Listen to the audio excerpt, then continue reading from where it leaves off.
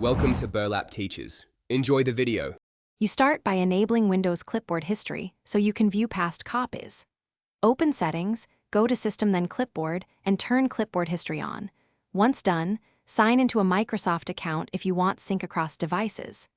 Make sure your PC runs Windows 10 build 1809 or later, or Windows 11, otherwise this feature doesn't exist. Now that it's enabled, practice copying a few items so the history populates. After that, you're ready to use the viewer.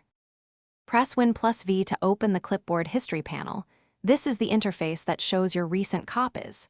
Once the panel appears, click any entry to paste it into the active app, or use the three-dot menu next to each item to pin it, delete it, or view details. Pinned items persist even after restarts, whereas unpinned entries may be dropped when you clear history or reboot. Make sure to pin anything you need long-term, and consider using the Clear All command when privacy is important. To finish, enable Sync Across Devices in Settings Clipboard if you want the same history on multiple PCs. Remember, this uses your Microsoft account.